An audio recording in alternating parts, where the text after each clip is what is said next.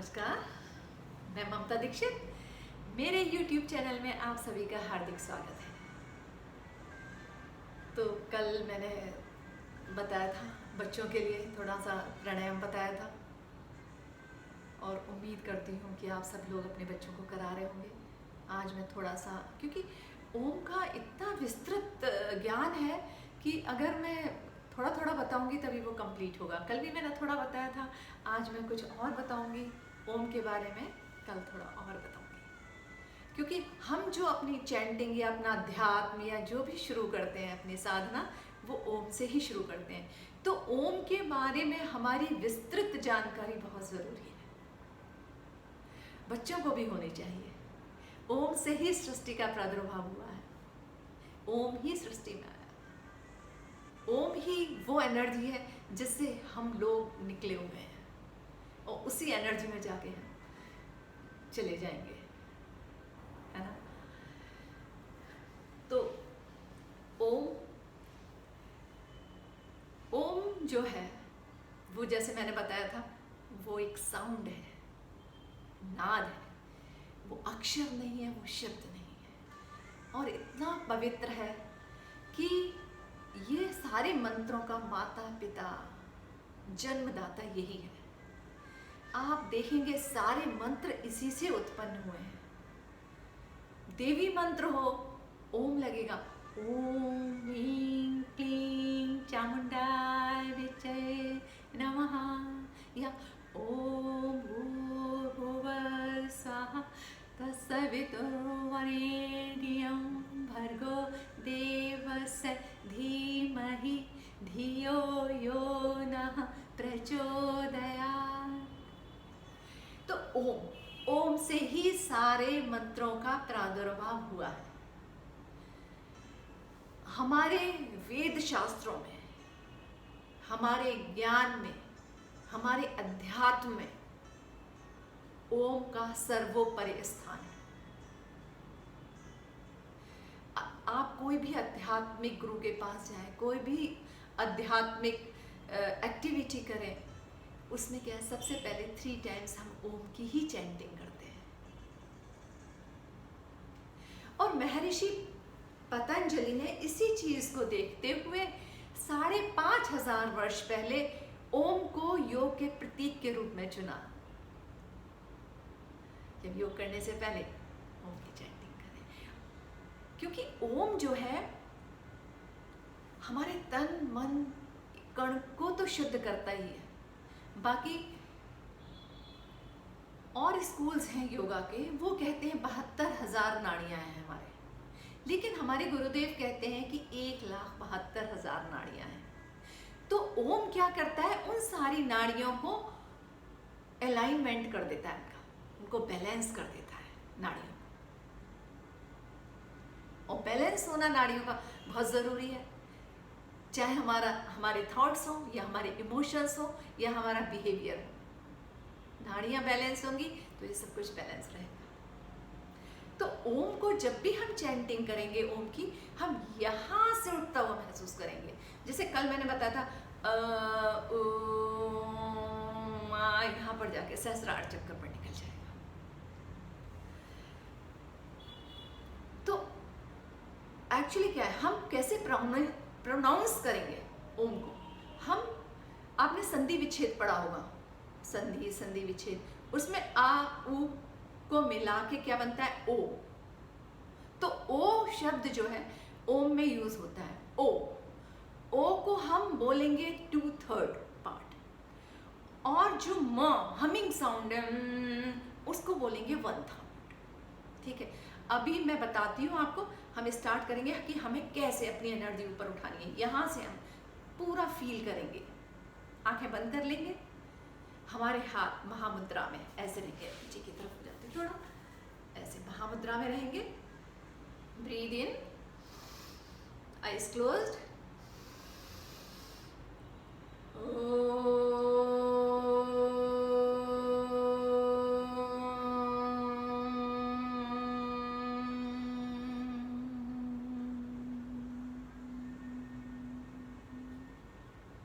Breathe in.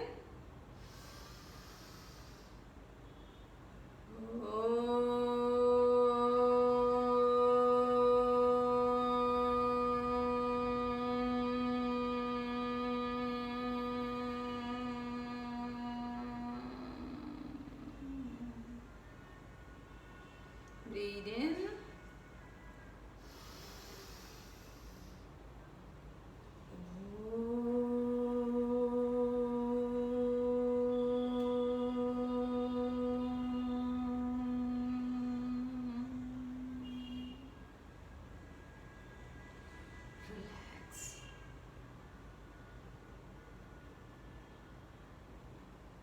और धीरे धीरे अपनी आंखें खोल सकते हैं।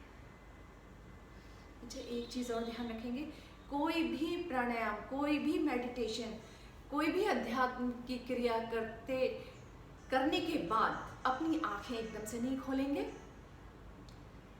अपने हाथ धीरे से ऊपर उठाएंगे, स्पर्श करेंगे अपनी आंखों को, थोड़ा अवेयर होंगे अपने सराउंडिंग्स के प्रति, अपने शरीर के प्रति। उसके बाद धीरे धीरे अपनी आईज बंद करेंगे। ठीक है, तो आप जो ओम की 3 बार चैंटिंग करेंगे वो इसी प्रकार करेंगे। कोई भी ध्यान करने से पहले, कोई भी प्राणायाम करने से पहले तन मन शुद्ध कर लेंगे, नाड़ियों का अलाइनमेंट कर देंगे, ताकि जो भी क्रिया हो वो बहुत ही अच्छी तरह से हो। अच्छा, अब हम बताएंगे श्वास के बारे में। ब्रेथ क्या है? देखो, हम यही नहीं जानते कि हम श्वास ठीक तरह से लेते हैं या नहीं। आधे लोगों को, क्योंकि मैं आर्ट ऑफ लिविंग की टीचर होने के नाते मैं जो कोर्सेज कराती हूँ उसमें मैं देखती हूँ कि सांसें लें तो वो गलत सांसें लेते हैं। वो तो मेरे कोर्स की बातें रही, लेकिन मैं अलग से यहाँ पर ब्रेथ के बारे में जो बताऊंगी। आप श्वास कैसे ले रहे हैं? देखो, जब हम श्वास लेते हैं तो हम बैलून में हवा भरते हैं तो क्या है, वो फूल जाता है ना। ऐसे ही जब हम श्वास लें, आप अपने बच्चों को भी ऑब्जर्व करें कि जब वो श्वास ले रहे हैं तो क्या उनके शरीर में तनाव आ रहा है। तनाव मीन्स भर रही है कोई चीज़, उनके डायफ्राम, उनका टमी टाइट हो जाना चाहिए। और जब अब श्वास बाहर जा रही है उनकी, तो उनका श्रिंक हो जाना चाहिए। तो ये चीज़ बच्चों का सोते टाइम तो कोई भी हो, बड़ा हो या छोटा हो, वो हमेशा सही सांस लेते हैं। लेकिन ये प्रॉब्लम कब शुरू होती है? जब हम जाग रहे होते हैं, इतनी सारी चीज़ें चल रही होती है ना हमारे दिमाग में, और कितनी अजीब सी विडंबना है। जिस श्वास के लिए हम जीवित हैं, जिस श्वास से हमारा ये सब कुछ चल रहा है, हमारा शरीर चल रहा है, हमारी पहचान है, उसी को हम भूल जाते हैं कि कैसे लेनी है। ये इतना पचड़ों में फंस गए हैं सब लोग। तो जब श्वास लें तो शरीर में तनाव महसूस करें, फूला हुआ महसूस करें, और जब श्वास को छोड़ें, रिलैक्स। आप महसूस करेंगे जब आप श्वास ले रहे हैं तो ऊर्जा आपके शरीर में प्रवेश कर रही है, उस ऊर्जा को महसूस करें। और जब श्वास छोड़ रहे हैं तो रिलैक्स, विश्राम का अनुभव करें। होता है। और जब आंख बंद करके आप ऐसे करेंगे तो आपको महसूस जरूर होगा। ब्रेथ के बारे में बहुत है, क्योंकि सारा जो चीज़ें हैं, सारी दुनिया इसी पर चल रही है, श्वासों पर चल रही है। हमारे गुरुदेव तो मास्टर ऑफ ब्रेथ टेक्निक के, ब्रीदिंग टेक्निक के मास्टर हैं। आप देख ही रहे हैं, सुदर्शन क्रिया कराते हैं। आप सभी लोगों को करनी भी चाहिए, बच्चों को ज़रूर करानी चाहिए। बहुत अच्छी ब्रीदिंग टेक्निक है। तो मैं श्वास के बारे में बता रही थी। देखो, सबसे पहले काम हमने क्या किया था जब हम इस संसार में आए थे, श्वास ली। जब जाएंगे श्वास छोड़ेंगे। तो इन दोनों के बीच में जो क्या है, हमारा ये जीवन इन दोनों के बीच का ही कहानी है। तो इसका हमें बहुत ध्यान रखना है। डिटेल में आगे आगे मैं श्वास के बारे में और भी कुछ बताती रहूँगी। आज हम थोड़ा सा बच्चों के लिए प्राणायाम बताएंगे कि प्राणायाम क्या है। प्राणा, देखो चाइनीज में इसको ची भी कहते हैं। ची, प्राणा मीन्स लाइफ फोर्स, और आयाम मतलब डायरेक्शन। जब हम अपनी लाइफ फोर्स को कोई दिशा दे देते हैं, डायरेक्शन दे देते हैं, ऐसे नहीं, ऐसे, ऐसे नहीं, ऐसे करना है। तो क्या होता है, वो प्राणायाम होता है। प्राणों को, लाइफ फोर्स को आयाम दे दिया। किसके थ्रू आयाम दिया हमने? कौन है हमारा रहबर, हमारा गाइड? हमारी श्वास है। हमारी श्वास से लाइफ फोर्स को आयाम देती है।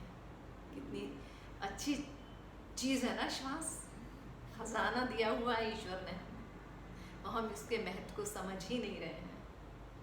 पता ही नहीं है कि कब सांस ले ली और कब छोड़ ली। तो आज हम स्पेशली बच्चों को बताएंगे श्वास लेना और छोड़ना। श्वास लेने की क्रिया होती है पूरक। हमारा ध्यान छोड़ने पर नहीं है, किस पर है? पूरक। श्वास ले रहे हैं। आप बच्चों को इसी तरह से स्टार्ट करेंगे।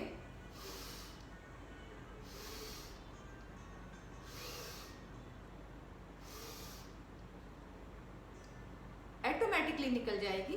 निकलने पे ध्यान नहीं देना, हमें लेने पर ध्यान देना है ना। हमें अंदर जितनी ज़्यादा मात्रा में हम ऑक्सीजन पहुंचाएंगे, उतना ही हमारे शरीर के कण कण के लिए अच्छा रहेगा। कम से कम बच्चों को ये 20-25 बार श्वास लेने की प्रक्रिया ज़रूर कराएं।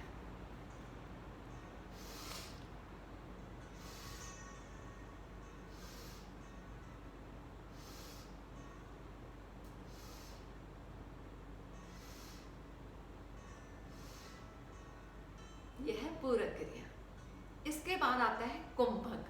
कुंभक कहते हैं रोकने की प्रक्रिया, या वो हम श्वास अंदर लेने के बाद रोकें, या हम श्वास को छोड़ने के बाद रोकें। जब श्वास अंदर लेके हम रोकते हैं, उसको कहते हैं आंतरिक कुंभक। जब श्वास छोड़ने के बाद रोकते हैं, उसको कहते हैं बाह्य कुंभक। लेकिन कुंभक अभी बच्चों को बिल्कुल नहीं बताएंगे। आपको बाद में मैं किसी वीडियो में कुंभक के बारे में बताऊंगी। आज हम पूरक मैंने बता दिया। रेचक होती है बाहर निकालने की, श्वास को बाहर निकालने की क्रिया। तो बच्चों को ये क्रिया भी ज़रूर कराएं, क्योंकि हमारे अंदर टॉक्सिन्स जो हैं बॉडी में, वो रेचक क्रिया के द्वारा निकलेंगे। पॉजिटिविटी आएगी और हम अंदर से क्लीन हो जाएंगे। तो करें। अभी पूरक के द्वारा हमने ऑक्सीजन अच्छी तरह से ले लिया अपने शरीर में। अब रेचक के द्वारा हम अंदर की गंदगी, अंदर के टॉक्सिन्स को बाहर फेंकेंगे। ये बच्चों के लिए बहुत ज़रूरी है।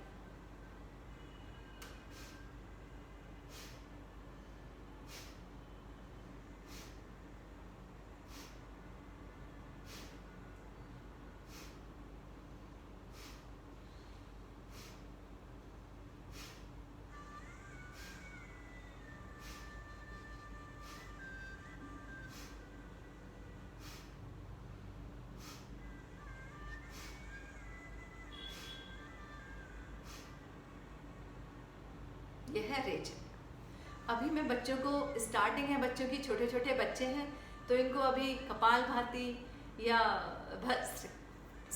भस्त्रिका या नाड़ी शोधन अभी नहीं बताएंगे। धीरे धीरे वो इसकी प्रैक्टिस करेंगे। ओम की सबसे पहले प्रैक्टिस करेंगे, फिर रेचक और पूरक की प्रैक्टिस करेंगे, फिर भ्रामरी भी कर सकते हैं। इसके बाद हम भ्रामरी प्राणायाम कराएंगे। तो भ्रामरी जैसे मैं एक वीडियो में बता चुकी हूँ, लेकिन बच्चों के लिए इतना सब कुछ करने की ज़रूरत नहीं है। बच्चों की बस कान बंद करवा दीजिए उंगली से, कान में उंगली, कान बंद, श्वास लें बच्चे।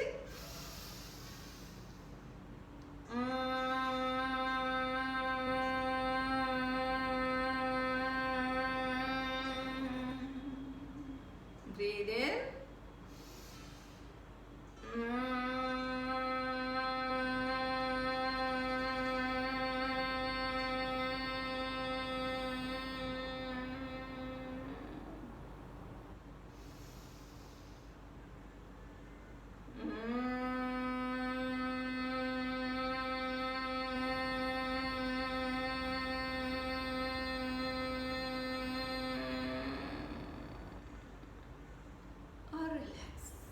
बच्चों को 10 टाइम्स करा सकते हैं। रेचक पूरक 20 टाइम्स कराइए।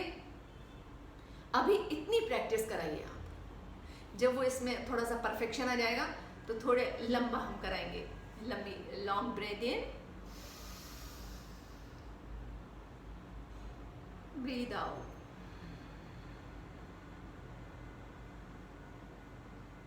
Breathe in, breathe out.